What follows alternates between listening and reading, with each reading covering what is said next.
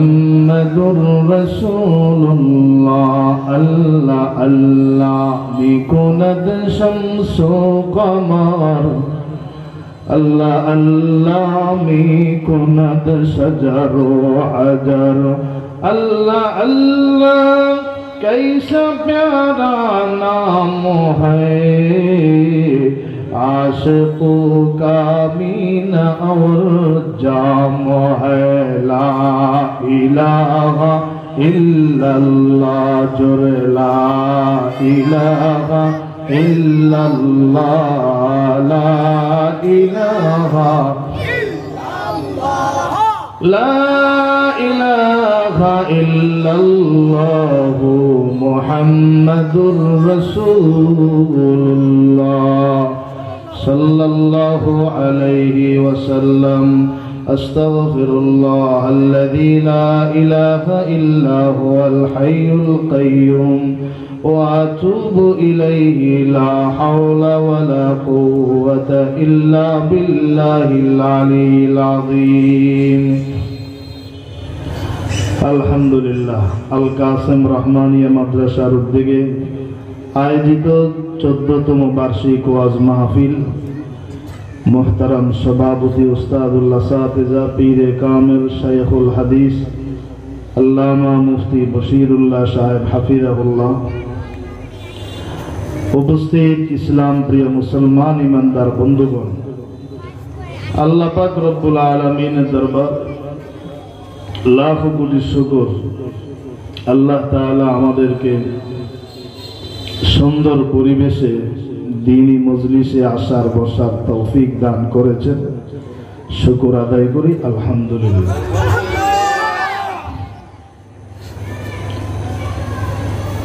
দুনিয়ার জিন্দেগি ক্ষণস্থায়ী, মানুষ যা চায় তা পারে না, আল্লাহ যা চান তাই হয়। গত রাত থেকে শরীর খুব খারাপ, জ্বর,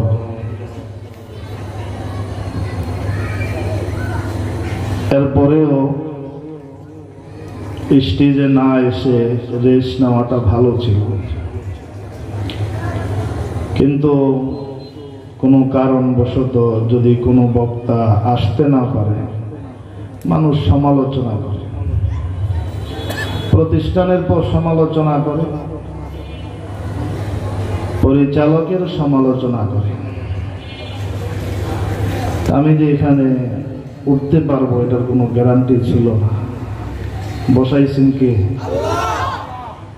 মোহাব্বতে আল্লাহকে একটু ডাক দেই, বসাইছেন কে? বিকাল থেকে বৃষ্টি ছিল, শরীরের এই কন্ডিশন, এরপরও কচুয়া একটা প্রোগ্রামে যাওয়া লেগেছে। আসলাম, হসপিটালে গেলাম, কিছু রক্ত দিয়ে আসলাম। আপনাদের সামনে আল্লাহ হাজির করেছে। কতক্ষণ কথা বলতে পারবো সেটাও আল্লাহ যতক্ষণ চান ততক্ষণ, ঠিক না বেঠিক? বৃষ্টি বাদল ছিল, আবহাওয়া সুন্দর। এখন একটা প্রোগ্রাম যারা আয়োজন করেন অনেক কষ্ট করে, এজন্য শেষ ভালো যার, সব ভালো তার। মালিক উসিলা তালাশ করেন। আল্লাহ নবীর উম্মতদেরকে খুব মহব্বত করেন, পছন্দ করেন, বিভিন্ন উসিলা তালাশ করেন, যে কোনো ভাবে আখিরি নবীর উম্মতদেরকে যেন মাফ করে দেওয়া যায়। আল্লাহর সন্তুষ্টির জন্য যদি এই মজমায় মুনাজাত দিয়ে উঠতে পারি, আশা করি আল্লাহ পাক রব্বুল আলামিন নবজাতক শিশুর মতো সবাইকে নিষ্পাপ করে দিবেন, বলি আমিন। এই জন্য সামনের ফাঁকা জায়গাগুলো একটু পুরা করেন। কেউ উঠা বসা করবো না, সামনের ফাঁকা জায়গাগুলো পুরা করেন। আসেন আর একটু সামনে আগায় বসেন, যুবক ভাইয়ের আর একটু সামনে আগায় বসেন। মাশাআল্লাহ, যারা দাঁড়িয়ে আছেন অল্প সময় কথা হবে, একটু মেহেরবানি করে বসে পড়ুন। আল্লাহ আমাদের এই মজমাকে কবুল করেন, মাহফিলকে কবুল করেন, সকলে বলি আমিন। বাবারা, প্রত্যেক মানুষ সফলতা চায়, চারটা গুণ যদি কাহার মাঝে থাকে, আল্লাহ বলেন সেই প্রকৃতপক্ষে সফল ব্যক্তি। এই কথাগুলো আল্লাহ তাআলা সূরাতুল আসরে বর্ণনা করেছেন। কোরআনে কারীমের 102 নম্বর সূরা, সূরাতুল 103 নম্বর সূরা গুণগুলো বর্ণনা করছেন। আল্লাহ বলেন ওয়াল আসর, আসর থেকে উদ্দেশ্য হলো দিন এবং রাত। 2 নম্বর তাফসীর, আসর থেকে উদ্দেশ্য আসরুন নবী সাল্লাল্লাহু আলাইহি ওয়াসাল্লাম, আল্লাহর নবীর বরকতি জামানা। 3 নম্বর আসর থেকে উদ্দেশ্য হলো নবীজি জামানা, কিয়ামত পর্যন্ত আনেওয়ালা পুরা সময়টুকু উদ্দেশ্য। তাফসীরে রুহুল মাআনিতে লেখেন আসরের 4 নম্বর তাফসীর সালাতুল আসর, আসরের নামাজ। আল্লাহ বলেন ওয়াল আসর, আসরের নামাজের কসম, ইন্নাল ইনসানা লাফি খুসর, নিশ্চয়ই সমস্ত মানুষগুলো ক্ষতির মাঝে, ধ্বংসের মাঝে। একমাত্র যাদের মাঝে 4টা গুণ থাকবে তারা সফল কাম। কেন আল্লাহ আসরের নামাজের কসম করেছেন? বুখারী শরীফের হাদিস, قال رسول الله صلى الله عليه وسلم من فاتته صلاة العصر فكأنما بتر أهله وماله। আল্লাহর নবী বলেন, যার আসরের নামাজ ছুটে গেল তার যেন সমস্ত সন্তান সম্পদ তার কাছ থেকে ছিনিয়ে নেওয়া হলো। একজন মানুষ অনেক সম্পদওয়ালা, সন্তানওয়ালা, হঠাৎ যদি সব নেয়ামত হারায় যায়, ওই লোকটা যেমন ক্ষতির মাঝে পড়ে যায়, বান্দা আসরের নামাজ ছেড়ে দেওয়ার কারণে তার চেয়েও বেশি ক্ষতির মাঝে পড়ে যায়। শুধু তাই নয়, তাফসীরে রুহুল মাআনিতে একটি ঘটনা নকল করেছেন।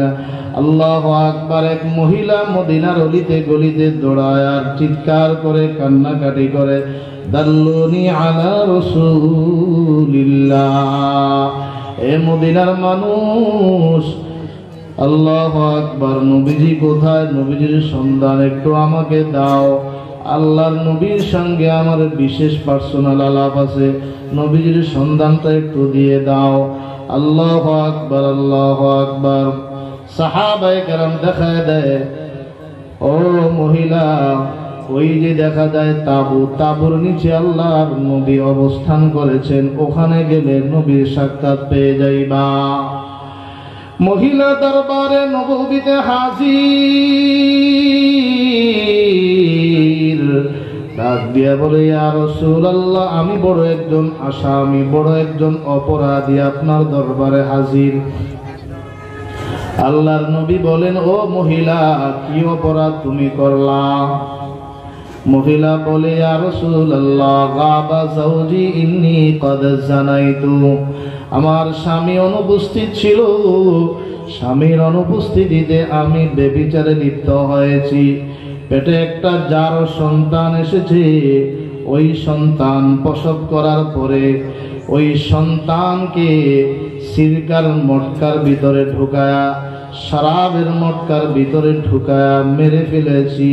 আবার এই নাপাক সিরকা মানুষের কাছে বিক্রি করে দিয়েছি। ইয়া রাসূলুল্লাহ, ইয়া হাবিবাল্লাহ, ফাহাল্লি মিন তাওবা, আমি বড় অপরাধী, আমি বড় অপরাধী, আমার জন্য তাওবার কোনো রাস্তা খোলা আছে কিনা জানতে চাই। আল্লাহর নবী বলেন, এত বড় 3টা কবিরা গুনাহ তুমি করলা। জিনা করেছো, কবিরা গুনাহ। সন্তান হত্যা করেছো, কবিরা গুনাহ।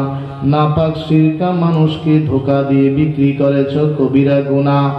জিনাকারীর শাস্তি যদি ইসলামী হুকুমত থাকতো, অবিবাহিত নারী পুরুষ যদি জিনা ব্যভিচারে লিপ্ত হয়, অবিবাহিত নারী পুরুষ যদি জিনা ব্যভিচারে লিপ্ত হয়, 100 বেত্রাঘাত, 100 বেত্রাঘাত। বিবাহিত নারী পুরুষ যদি জিনা ব্যভিচারে লিপ্ত হয়, পাথর মেরে তাকে হত্যা করা। বিয়ে করেছ, বউ আছে, এরপরও তোমার স্বভাবটা ভালো হলো না, শরীয়তের বিধান তাকে পাথর মেরে হত্যা করা, সন্তানকে ইচ্ছাকৃতভাবে হত্যা করেছ, অপরাধ করেছ তোমরা দুইজন। সন্তান কি অপরাধ করলো? আল্লাহর কোরআন বলে মাইয়াকুতুল মুমিনাম মুতাআম্মিদান ফাজাযাউহু জাহান্নাম। কোন ব্যক্তি যদি কোন মুমিনকে ইচ্ছাকৃতভাবে হত্যা করে, ঠিকানা তার জাহান্নাম। মানুষকে ধোঁকা দিয়ে বিক্রি করেছ, শরাব বিক্রি করেছ, নাপাক সিরকাগুলো বিক্রি করেছ, শরাব বিক্রি করেছ, এত বড় তিনটা কবিরা গুনাহ তুমি করলা। ফাকা আন্নাকি তারাকতি সালাতাল আসর, মনে হয় তুমি আসরের নামাজ ছেড়ে দিয়েছো। জোরে কোন আল্লাহু আকবার, আর জোরে আল্লাহু আকবার। আল্লাহর নবী বলেন, বান্দা আসরের নামাজ ছেড়ে দেওয়ার কারণে, আমার উম্মত আসরের নামাজ ছেড়ে দেওয়ার কারণে কবিরা গুনাহের মাঝে লিপ্ত হয়ে গেলাম। এজন্য আল্লাহ বলেন, ওয়াল্লাস উকসিমু বিসালাতিল আসর, আসরের নামাজের কসম করে আমি আল্লাহ জানা দেই, ইন্নাল ইনসানা লাফি খুসর, নিশ্চয়ই সব মানুষগুলো ক্ষতির মাঝে, সব মানুষগুলো ধ্বংসের মাঝে। একমাত্র যাদের মাঝে চারটা গুণ থাকবে তারা সফল কাম। এক নাম্বার ইল্লাল্লাযীনা আমানু, যাদের মাঝে ঈমানের গুণ থাকবে, যারা পড়ে নিয়েছে লা ইলাহা ইল্লাল্লাহ, লা ইলাহা ইল্লাল্লাহ, লা ইলাহা ইল্লাল্লাহু মুহাম্মাদুর রাসূলুল্লাহ। অন্তর থেকে ইয়াকিনের সাথে যদি কালিমাটা কেউ পড়ে, ৮০ বছর হয়ে গেল কুফরির হালত, ১০০ বছর হয়ে গেল কুফরির হালত, একবার অন্তর থেকে ইয়াকিনের সাথে বিশ্বাস করে কালিমাটা পড়বে, মুহূর্তের মাঝে আল্লাহ পিছনের জিন্দেগীর সব গুনাহ মাফ করে দিবেন। সুবহানাল্লাহ, আল্লাহু আকবার, আল্লাহু আকবার। এক নম্বর ঈমান।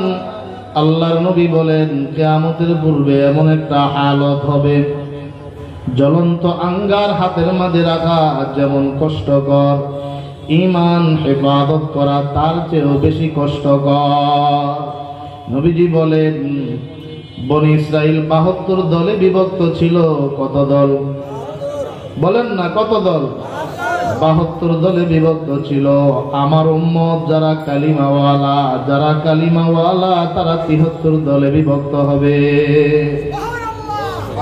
এই ৭৩ দলের মাঝে সব জাহান্নামে যাবে, মাত্র একটা দল জান্নাতে যাবে, মাত্র একটা দল জান্নাতে যাবে, একটা দল। ৭২ দল জাহান্নামে যাবে। ওই ৭২ দলের প্রত্যেকেই দাবিদার, আমি হকপন্থী, আমি লা ইলাহা ইল্লাল্লাহ ওয়ালা। কিন্তু নবী বলেন, কুল্লুহুম ফিন্নার ইল্লা ওয়াহিদা, সব দলের মানুষগুলো জাহান্নামে যাবে, একমাত্র এক দল জান্নাতে যাবে। এরা কারা? মা আনা আলাইহি ওয়া আসহাবি, আমি যেই পথে চলি, আমার সাহাবীরা যেই পথে চলেছে, এই পথে যারা চলবে তারা জান্নাতি, তারা জান্নাতি। সুবহানাল্লাহ। কিয়ামতের পূর্ব মুহূর্তে চতুর্দিকে ফিতনা, তসবির দানা ছিঁড়ে গেলে যেমন এক একটা করে ছোট্ট ছোট্ট দানা ধারাবাহিকভাবে ছুটে পড়তেই থাকে, পড়তেই থাকে, এইভাবে একের পর এক ফিতনা আসতেই থাকবে। ঈমান বাঁচানো বড় কঠিন। হক্কানি আলেম ওলামাদের যদি সংস্রবে সময় দিতে পারি, হক্কানি আলেম ওলামাদের সাথে যদি একটু সময় দিতে পারি, তাদের পরামর্শ নিয়ে যদি চলতে পারি, আল্লাহু আকবার, আশা করা যায় ওই নবীর বর্ণনাকৃত পথে আমি চলতে পারবো। আল্লাহর জান্নাত আমার নসিব হয়ে যাবে। আল্লাহ কবুল করেন। জোরে কোন আমিন, আর জোরে বলেন আমিন। সাহাবায়ে কেরাম অনেক কষ্ট করেছেন। আজকে মুসলমানের ঘরে আমার আপনার জন্ম, মুসলমানের ঘরে আমার আপনার জন্ম, বাবা মুসলমান, দাদা মুসলমান, মা মুসলমান। ওই সময়টা কেমন ছিল যখন মা বাবা কাফের ছিল।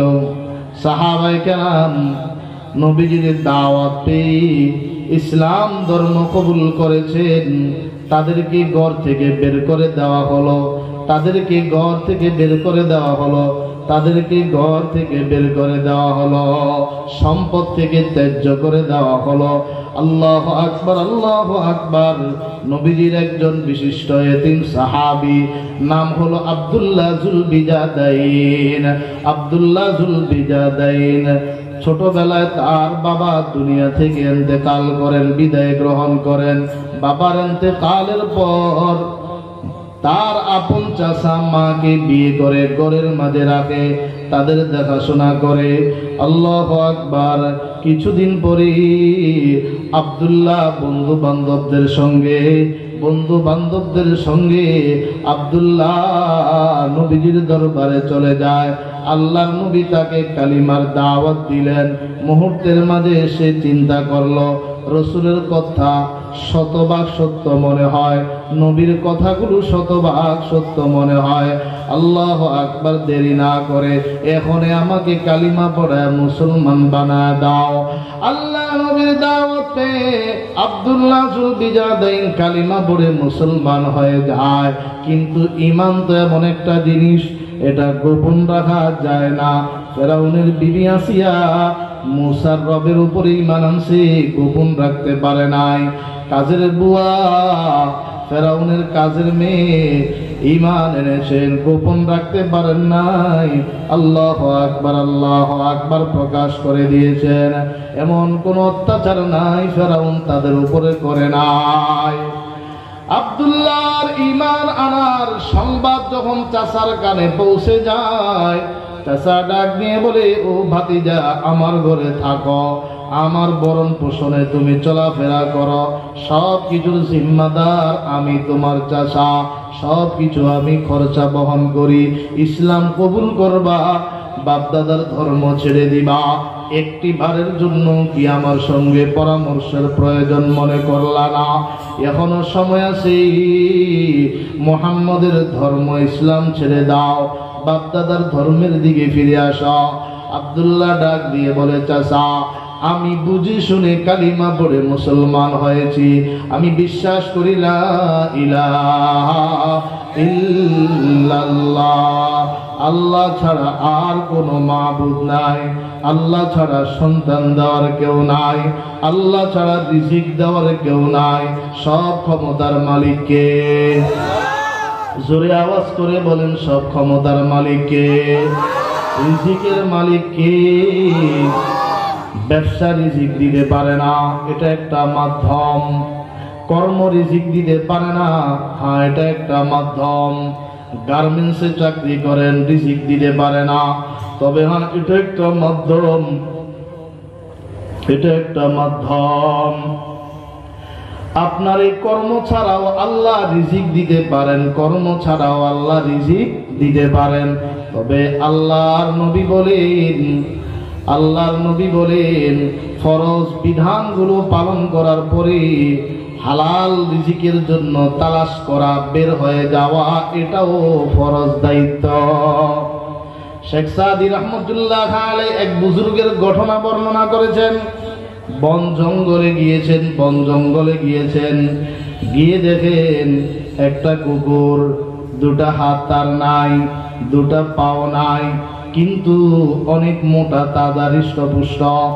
বুজুর্গ দূর থেকে তাকায় তাকায় দেখতেছেন কিভাবে তার রিজিকের ফয়সালা হয়। দেখলেন একটা বাঘ হরিণ শিকার করে কুকুরের কাছাকাছি এলাকায় এসে হরিণীটাকে রেখে তার রক্তগুলো, কলিজা গুদ্দাগুলো খেয়ে ভাগটা চলে যায়।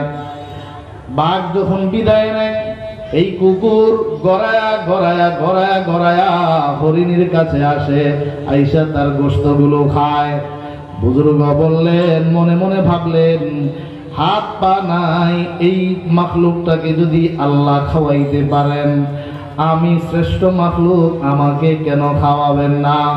মসজিদের ভিতরে ঢুকিয়া সব কাজকর্ম বন্ধ করে দিয়া এবার আল্লাহর ইবাদত বন্দিগিতে লিপ্ত হয়ে যায়, আল্লাহর ইবাদত বন্দিগিতে লিপ্ত হয়ে যায়, জিকিরে লিপ্ত হয়ে যায়, নফল নামাজে লিপ্ত হয়ে যায়। আল্লাহু আকবার। কিন্তু রিজিক তো আসে না, খাবার দাবার আসে না। একদিন, 2 দিন, 3 দিন চলে যায়, খাবার দাবার আসে না। 1 সপ্তাহ চলে যায়, খাবার দাবার আসে না। এবার গায়েব থেকে আওয়াজ আসতেছে, ও আমার বান্দা, কুকুরের দিকে তাকায়া এতটুকু শিক্ষা অর্জন করলা, আরো তো কিছু শিক্ষা অর্জন করতে পারতা। কুকুরকে আমি হাত দেই নাই, কুকুরকে আমি পাও দেই নাই, এই জন্য তার রিজিকের আমি ভিন্ন তরিকায় ব্যবস্থা করলাম। তোমাকে তো আমি 2টা হাত দিয়েছি, তোমাকে তো আমি 2টা পা দিয়েছি, তুমি কেন তার দিকে তাকায় আছো? সুবহানাল্লাহ। রিজিকের মালিক কে? বলেন না, রিজিকের মালিক কে? বিয়ে করবেন, শ্বশুর বাড়ির যৌতুকের প্রয়োজন নাই, শ্বশুর বাড়ির যৌতুকের প্রয়োজন নাই। বউটা যখন ঘরে আসলো, সে তার রিজিক নিয়ে আসে। সন্তান যখন হয়, আল্লাহ আপনার রিজিকটা বাড়ায় দেন। যৌতুক নিবেন, হারামে লিপ্ত হয়ে গেলেন। আজীবন বিবির মনে কষ্ট, শাশুড়ির মনে কষ্ট, শ্বশুরের মনে কষ্ট। জোরে কোন ঠিক কিনা? শ্বশুর বাড়ির যৌতুক হয় 5 লাখ, 10 লাখ পাইবেন, এর চেয়ে বেশি নয়, কিন্তু এটা শেষ হয়ে যাবে। আল্লাহু আকবার। আল্লাহর কাছে চান, আল্লাহর খাজানা কখনো শেষ হয় না। মা ইনদাকুম ইয়ানফাদু ওয়া মা ইনদাল্লাহি বাক। আল্লাহু আকবার, আল্লাহু আকবার। চাচা ডাক দিয়ে বলে, ভাতিজা, আমার ঘরে থাকো, ইসলাম কবুল করবা, আমার সঙ্গে পরামর্শের প্রয়োজন মনে করলা না, এখনো সময় আছে, ইসলাম ধর্ম ছেড়ে দাও, বাপদাদার ধর্মের দিকে ফিরে আসো। আল্লাহু আকবার, আল্লাহু আকবার। ভাতিজা আব্দুল্লাহ ডাক দিয়ে বলে, ও চাচা, আমার জীবন চলে যেতে পারে, আমি ইসলাম ছাড়তে পারবো না। সুবহানাল্লাহ। ঈমান যাদের অন্তরে ঢুকে যায়, ঈমান যাদের অন্তরে ঢুকে যায়, ওরা কোনো মাখলুকের সামনে মাথা নত করে না, আল্লাহ ছাড়া গায়রুল্লাহকে ভয় করে না। ঠিক কিনা? আপনাদের কাউকে যদি বলা হয় 1 কোটি টাকা দেওয়া হবে, ঈমান ছেড়ে দাও, ছাড়বেন? 10 কোটি টাকা দেওয়া হবে, এমপির পোস্ট দেওয়া হবে, ঈমান ছেড়ে দাও, কেউ রাজি হবে না। যার কুফাল ভালো, তকদির ভালো, কশিন কালো, রাজি হবে না। গোটা দুনিয়াকে যদি এক পাল্লায় রাখা হয়, লা ইলাহা ইল্লাল্লাহকে যদি আরেক পাল্লায় রাখা হয়, লা ইলাহা ইল্লাল্লাহর পাল্লাই ভারী হবে। দুনিয়ার জিন্দেগির শুরু আছে, শেষও আছে, আখিরাতের জিন্দেগির শুরু আছে, কিন্তু শেষ নাই। জোরে বলেন ঠিক কিনা? আল্লাহু আকবার, আল্লাহু আকবার।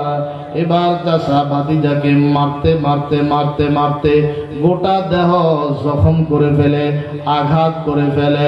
এখনো সময় আছে, ইসলাম ছেড়ে দাও, না হয় আমার সম্পদ থেকে আমি তোমাকে বের করে দিব, আমার ঘর থেকে আমি তোমাকে বের করে দিব। ভাতিজা বলেন, আপনি আমাকে ঘর থেকে বের করে দিতে পারেন, কিন্তু আমি ইসলাম ধর্ম ছাড়তে পারবো না। আল্লাহু আকবার। আল্লামা জুলফিকার নকশবন্দি লেখারা এইভাবে চাচা আব্দুল্লাহকে মারতে মারতে ঘর থেকে বের করে দেয়, মারতে মারতে ঘর থেকে বের করে দেয়। যখন ঘর থেকে বের হয়ে যায়, আবার ডাক দিয়া বলে, তোমার পরনের যে কাপড়গুলো, এগুলো তো আমার টাকার কেনা। কাপড়গুলো খুলে রেখে দিল, এমনকি পরনের লুঙ্গিটাও খুলে রেখে দিল। নিষ্ঠুর চাচা ইসলাম কবুল করার কারণে ভাতিজার উপরে পরিমাণ অত্যাচার। গভীর রজনীতে চোখের পানি ফেলতে ফেলতে নবীজির দরবারে হাজির। ইয়া রাসূলুল্লাহ, ইয়া হাবিবাল্লাহ, ইসলাম কবুল করার কারণে আমার চাচা আমাকে এইভাবে মারধর শুরু করে, উলঙ্গ করে ঘর থেকে বের করে দিয়েছে। আমার দুনিয়ায় কেউ নাই, আমার দুনিয়ায় কোনো অভিভাবক নাই। আমার নবী বলেন, এ আব্দুল্লাহ, তুমি এতিম, আমি নবীও এতিম। এতিমের দরদ ব্যথা যদি আমি না বুঝি, এই দুনিয়ার জমিনে আর কেউ বুঝবে না।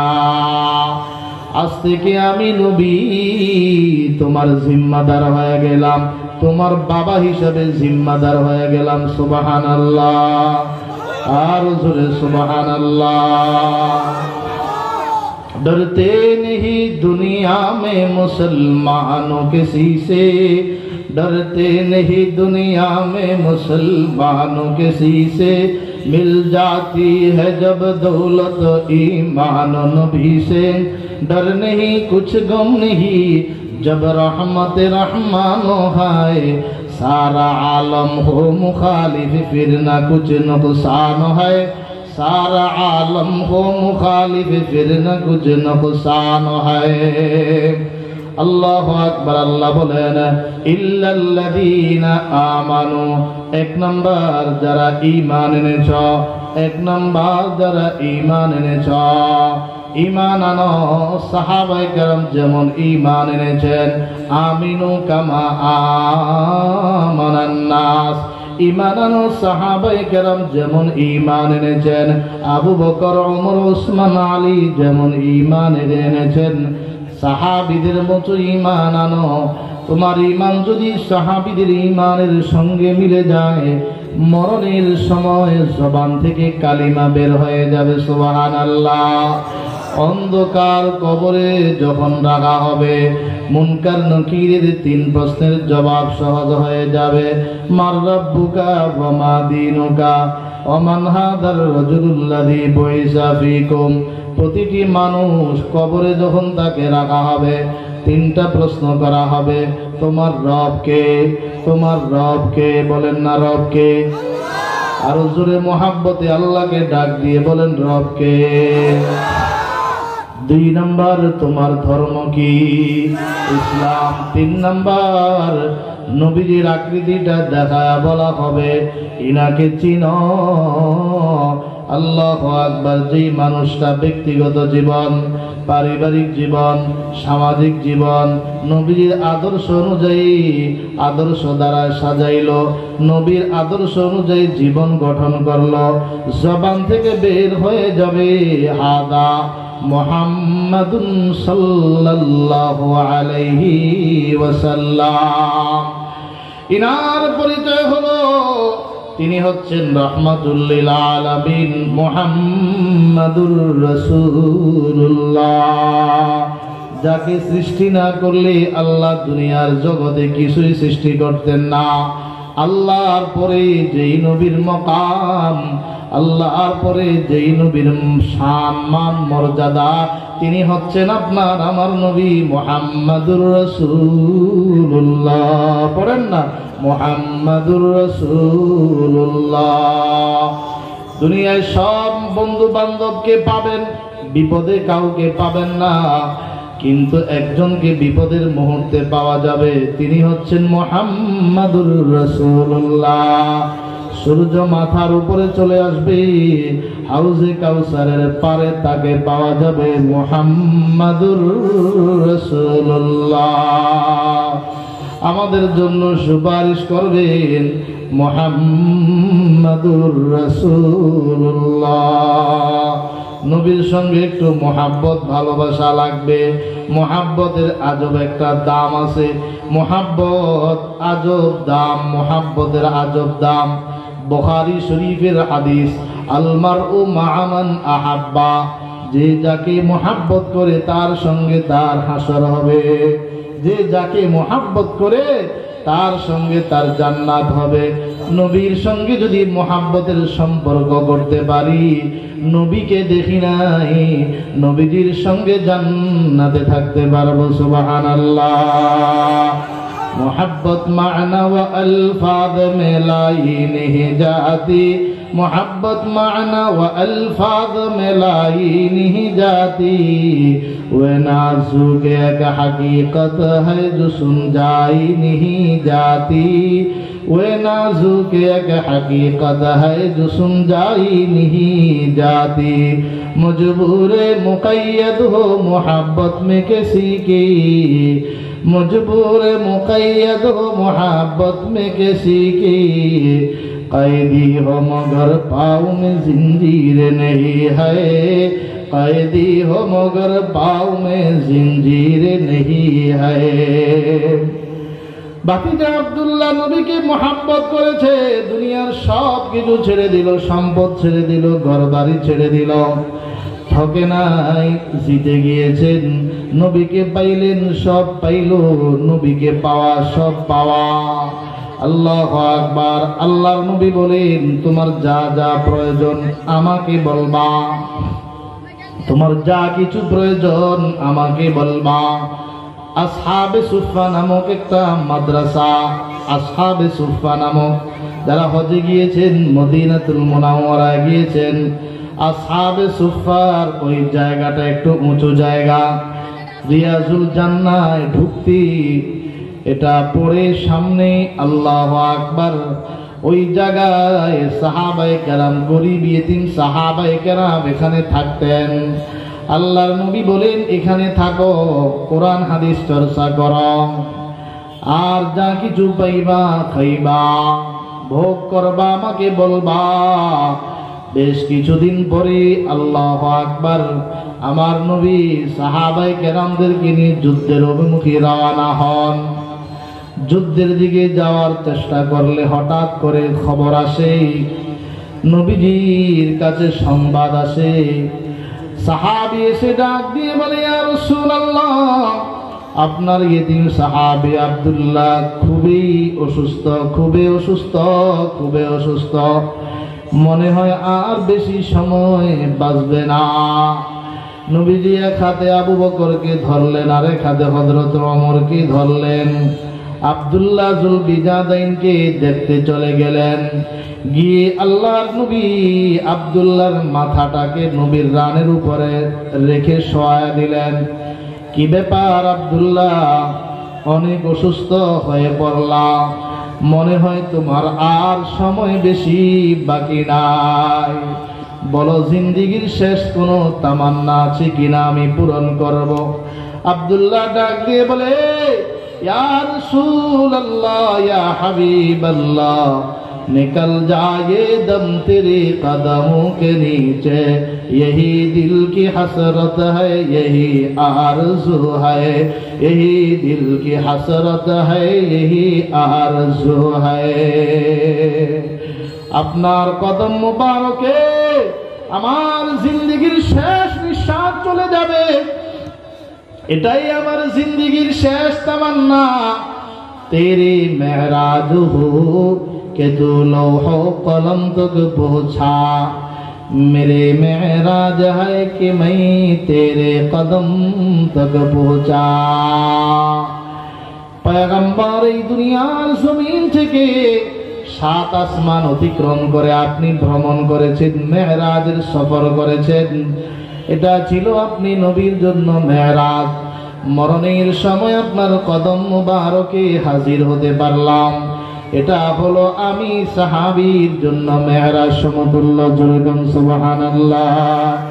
तेरे मेहराज हो के तू लौह कलम तक पहुँचा, मेरे मेहराज है कि मैं तेरे कदम तक पहुँचा, निकल जाए दम तेरे कदमों के नीचे, यही दिल की हसरत है, यही आरज़ू है।